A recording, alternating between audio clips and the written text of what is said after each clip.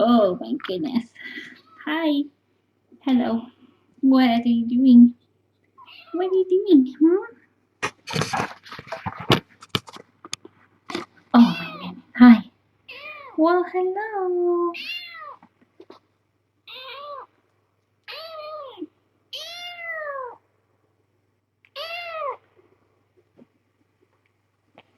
Oh no, we just have to stay here. He's feeling very outraged right now. Buddy. What's wrong, buddy?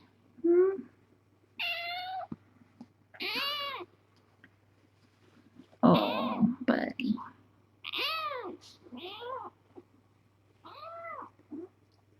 Oh my goodness. He didn't have enough of an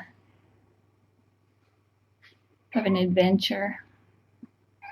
I'll try to get him settled and then put him in.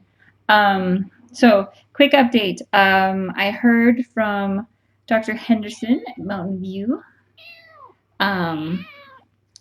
She has been doing tons of research, talking to specialists. She's awesome.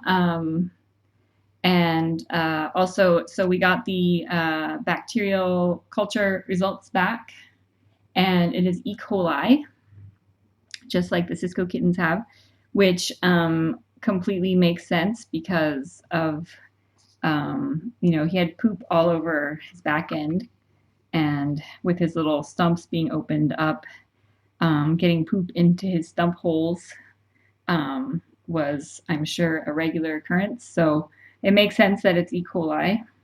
It's not the best news because E. coli is pretty difficult to treat, but at least we know that. We don't have the rest of the results back, so we don't know specifically antibiotics and things. We are very limited in what we can use because he's so little. So we're going to keep doing what we're doing, and once we get further results, see if there's anything we need to change. Oh, look who is no longer filled with woe suddenly. Oh, he's so sweet. Sweet little angel.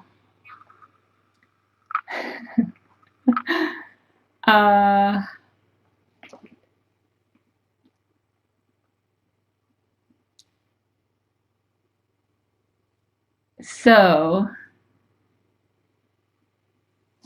yep, so all the specialists agree that the infection is really the thing that, his biggest challenge right now, because it could take a turn for the worse at any time, basically, and, it's kind of a difficult situation. So that's, it's good to at least know what it is. It's unfortunate that it's not something that's, easier to treat, but we are doing everything we can, obviously. The orthopedic specialists all agreed that the injury definitely was caused by trauma and was not congenital. And they said that it is certainly very plausible that it was mom accidentally chewing his legs off when she was trying to cut the umbilical cord. Or it could have been any number of other things, obviously, but that's definitely a plausible scenario. So for him to have survived that is like 1 in a million, or like 1 in a billion. I don't know. It's like almost there. Like you just no kitten would survive that. So except him. Yep, except you. So he's super special.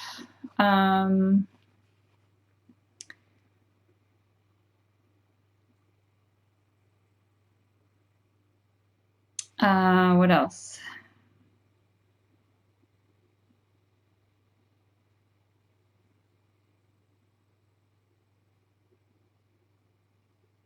I think that might be about it. So, big fella. We are just going to keep fighting the infection.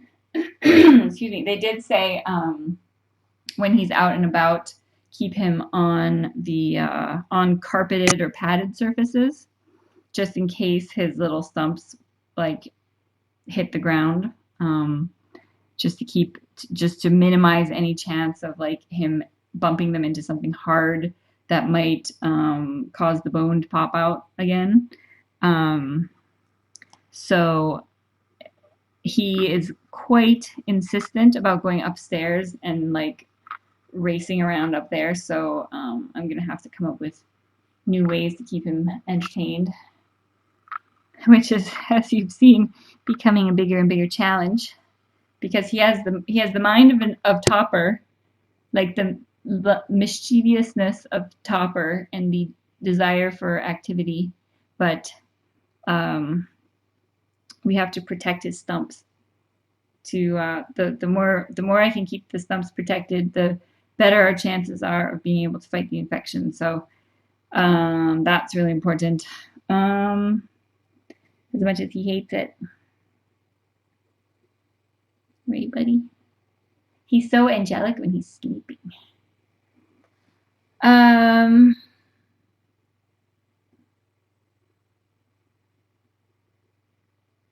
So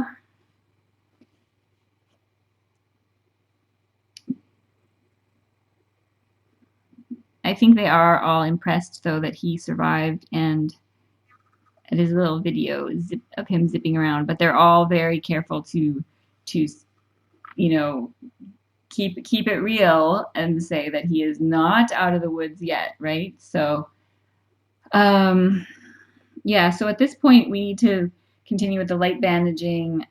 We're hoping that we can get some sort of healthy tissue down there. I think we have to wait for the infection. I don't know. I haven't dealt with this kind of wound care before. This kind of like, I've never had any sort of, missing limb. So I'm learning a lot along with you guys.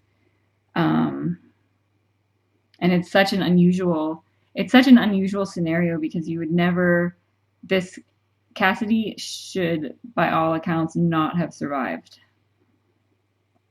I mean, it's impossible that he survived that. And so he's just like he's very special. One in a bazillion, aren't you? Yes, you are. Yes, you are. So, I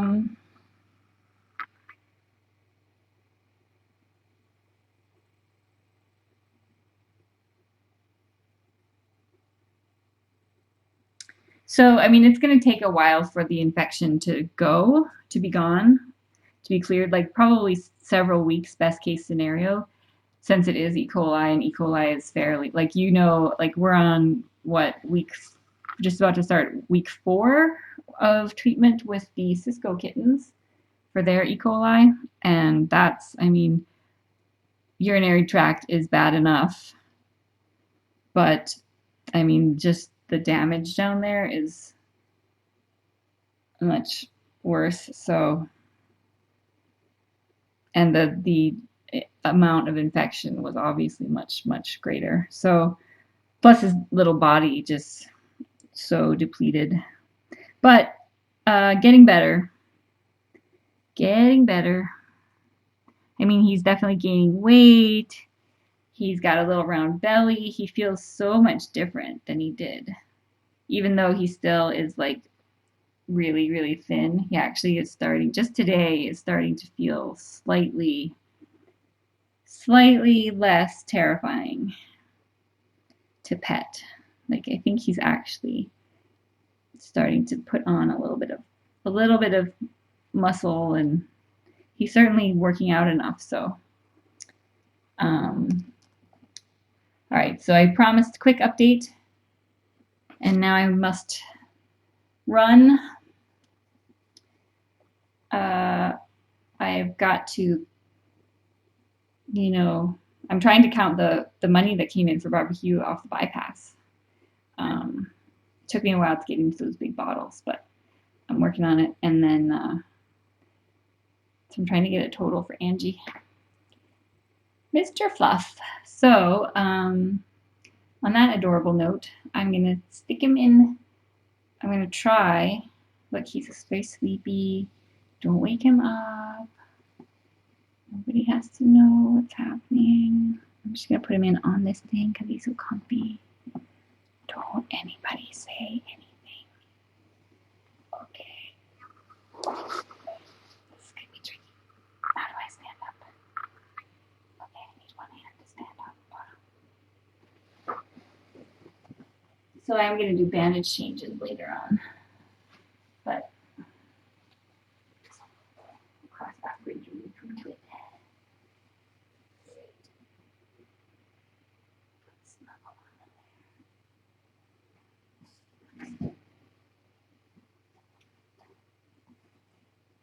Actually, snuggle on that is too good at an escape. She's not going to be difficult.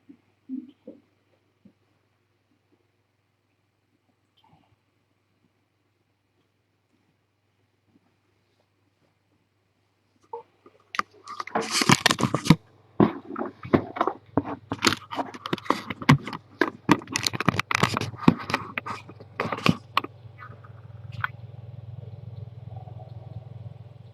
Hey, Fluff. Hey, Fluff. I wish you could stay. Here, come eat this out here.